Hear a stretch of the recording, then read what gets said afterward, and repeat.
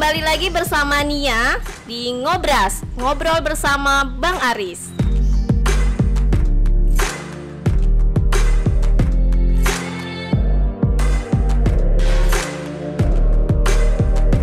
Bang, sekarang ini sedang ramai fenomena di mana pemuka agama itu menjadi pelaku kekerasan seksual. Hal ini kan pada akhirnya membuat takut para orang tua ketika anaknya akan belajar menuntut ilmu terutama dalam hal agama.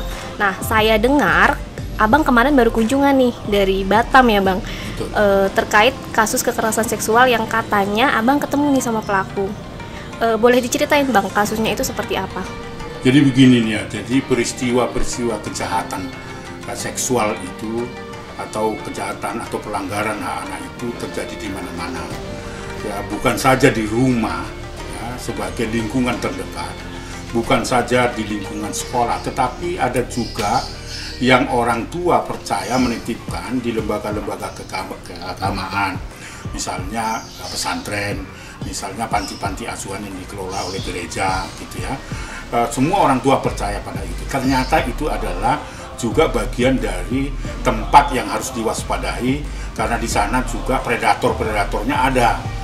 Dan dilakukan justru saya kira selain tempat yang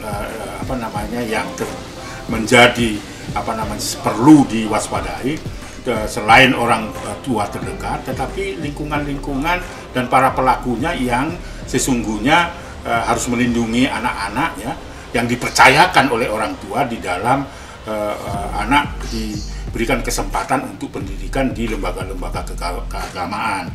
Jadi kebetulan ya sebelum peristiwa Batam itu peristiwa-peristiwa yang terjadi di lingkungan lembaga keagamaan yang dipercaya pada orang tua dititipkan di sana, ternyata itu juga perlu mendapatkan kewaspadaan karena di Surabaya ternyata ada seorang katakanlah tokoh agama ya yang melakukan tindakan kekerasannya lebih dari 10 tahun gitu, yang ditempatkan anak sebagai anak rohaninya gitu ya.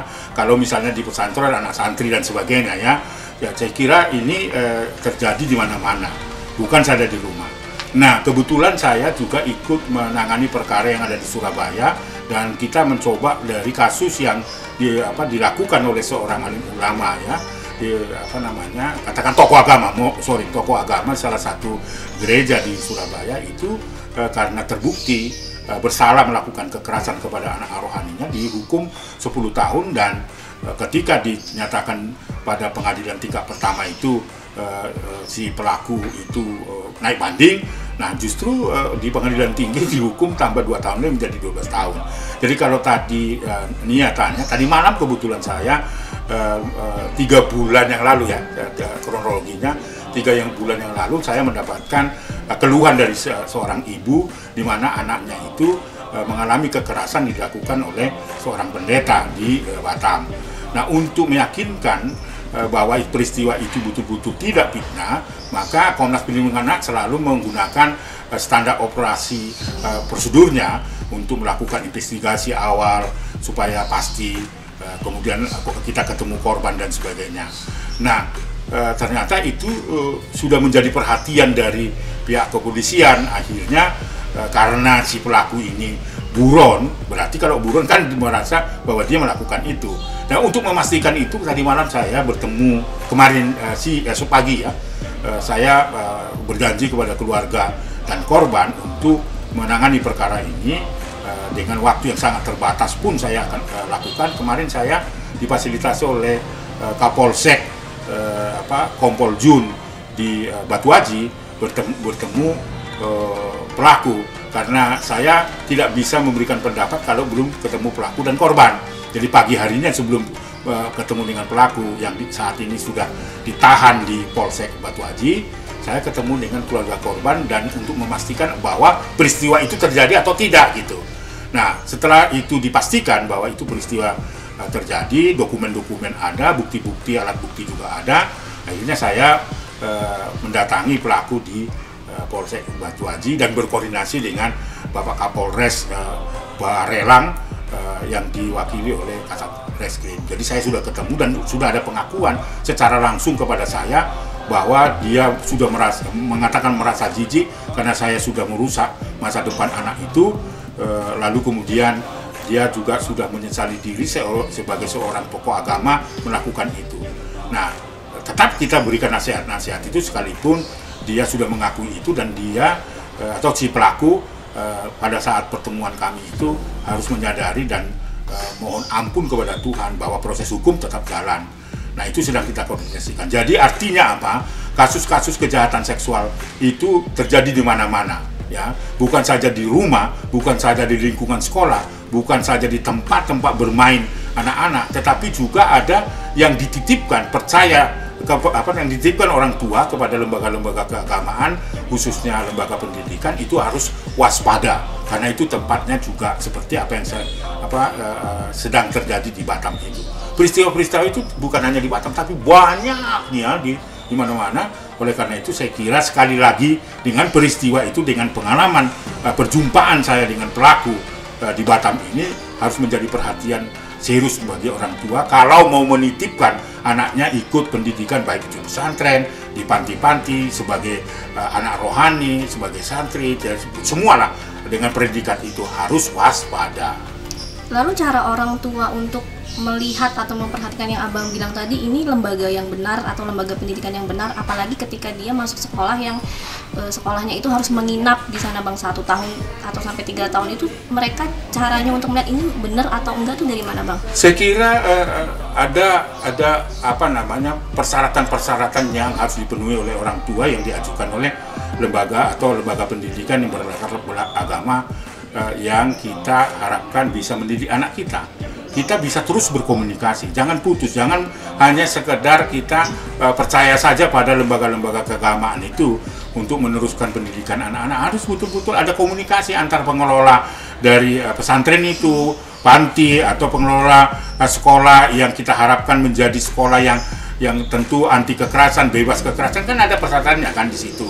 Misalnya apa syarat-syarat yang harus dipenuhi oleh santri, apa yang syarat-syarat dipenuhi anak rohani atau apa istilahnya lah begitu.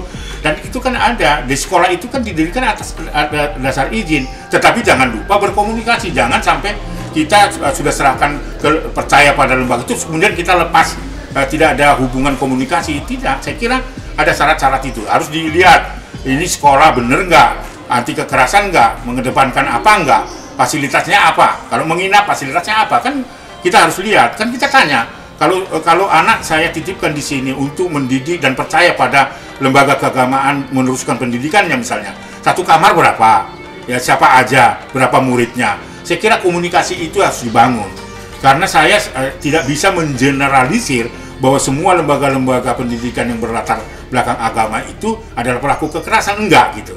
Jadi orang tua harus aktif ya, jangan karena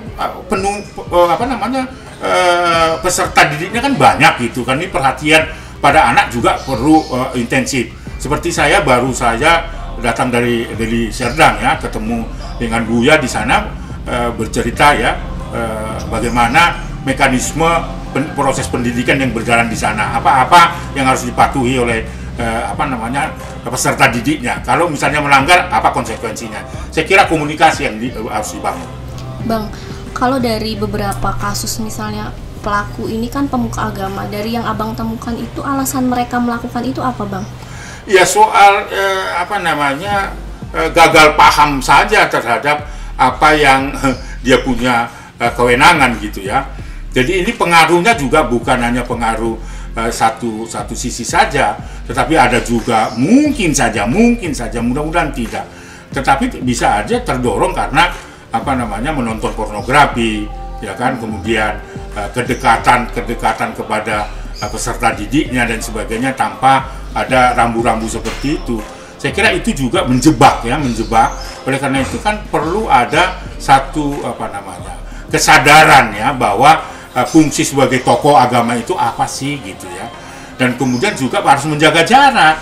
Ya apalagi anak-anak berusia antara 14-15. Nah, kan masuk dalam kategori remaja, dan itu penting juga harus diwaspadai, diberikan pengertian yang cukup. Kasusnya di Indonesia banyak nggak Bang kalau selama ini Abang tangani? Seperti yang saya katakan tadi ya, jadi selain orang terdekat yang saya katakan tadi adalah pelakunya ya, bisa orang tuanya sendiri, bisa pamannya ya, seperti apa yang terjadi di Tobasa, misalnya Kabupaten Tobasa. Di sana sebagai daerah yang sangat religius, tapi tingkat kejahatan seksualnya itu tinggi, gitu loh kan. Jadi itu fenomena yang sangat menakutkan. Nah, di beberapa tempat, misalnya di daerah Jawa Timur, ya, itu juga adalah basis-basis yang banyak lembaga-lembaga pendidikan dalam bentuk pesantren dan sebagainya. Itu juga pelakunya bisa yang mengelola itu. Selain tempat, tetapi pelakunya juga orang terdekat. Nah, oleh karena itu saya kira ini harus betul-betul menjadi dasar kita bahu-membahu untuk memberikan perlindungan anak di seluruh tempat. Karena saya melihatnya selain pelaku orang terdekat, tetapi lembaga-lembaganya atau tempat-tempatnya juga adalah tempat yang seringkali kita percaya tempat yang baik gitu kan. Ternyata dengan perkembangan teknologi sekarang ini perlu ada satu langkah strategis untuk mengamati itu, selain pelaku orang terdekat, tapi juga lembaga-lembaga yang perlu diwaspadai. Kan tadi ada sekolah berasrama, ya toh? Tadi perilakunya orang terdekat dan sebagainya. Ada juga tokoh agama ya yang harus melindungi, ada paman yang harus melindungi dan sebagainya. Jadi sekarang ini menjadi fenomena yang sangat menakutkan, maka diperlukan pesan moral Komnas Perlindungan Anak untuk memutus mata rantai kekerasan dimanapun. Itu harus bahu-membahu memberikan ekstra perhatian, termasuk orang tua kepada anak-anaknya yang dititipkan di lembaga-lembaga yang kita percaya, tetapi juga waspada di rumah. Jadi bukan hanya di lembaga-lembaga di luar rumah, tetapi juga tadi tempat bermain anak. Saya sangat prihatin, misalnya beberapa waktu lalu Petra itu pelakunya adalah pengelola itu yang seharusnya melindungi anak-anak. Ada juga yang P2TP2A yang dia sudah dinyatakan dan diumumkan dan sudah menjadi berita nasional, itu juga melakukan kekerasan terhadap anak yang harus dilindungi. Karena anak itu sudah menjadi korban dari kekerasan, tetapi dia ketika dititipkan menjadi korban kekerasan dari dari pengelolanya. Jadi artinya perlu diwaspadai semua, bahu-membahu. Orang tua juga tidak boleh lengah lagi dalam situasi ini agar anak-anak bisa terlindungi, apalagi kita sedang menghadapi COVID-19. Bang, lalu tips apa yang harus diwaspadai orang tua ketika menitipkan anaknya? Iya, dari kejadian-kejadian yang saya ceritakan tadi hendaknya itu tidak akan terjadi lagi. Tetapi tergantung para orang tua dalam menjaga dan melindungi anaknya mulai dari rumah. Kalau dari rumah sudah terjaga dengan baik, maka di lingkungan sosial dia keluar rumah, dia punya ketahanan untuk menolak kekerasan itu. Nah, oleh karena itu bagi para orang tua yang menitipkan anak ke lembaga-lembaga pendidikan yang berlatar agama-agama dan non-agama sekalipun itu harus betul-betul mencek apa yang sedang terjadi dan aturan-aturan apa aja yang ada pada lembaga pendidikan itu. Dan tetap harus waspada. Sekali lagi, seperti yang saya katakan, jalin terus komunikasi antara bapak kepada anak yang kita titipkan, termasuk kepada pengelola dari lembaga pendidikan itu. Itu penting menurut saya. Komunikasi harus dibangun dan seterusnya. Sekali lagi, pesan moral Komnas Perlindungan Anak dalam kerangka memutus mata rantai kekerasan terhadap anak yang sedang menjadi fenomena yang menakutkan itu, mari bahu-membahu kita memberikan ekstra perhatian pada anak-anak kita. Nah, itu dia ngobras kita bersama Bang Aris. Obrolan kita seputar fenomena pemuka agama yang melakukan kekerasan seksual terhadap anak. Kita berharap semua masyarakat Indonesia dapat bahu-membahu dalam memutus mata rantai kekerasan seksual terhadap anak, sehingga penurunan kasus kekerasan seksual terhadap anak di masa yang akan datang semakin menurun dan anak-anak di Indonesia memiliki harapan yang lebih baik untuk kedepannya. Jangan lupa saksikan ngobrol bersama Bang Aris di episode selanjutnya. Tapi sebelumnya jangan lupa like, comment, and subscribe. Jangan lupa nyalakan loncengnya. Salam anak Indonesia. Anak terlindungi, Indonesia maju.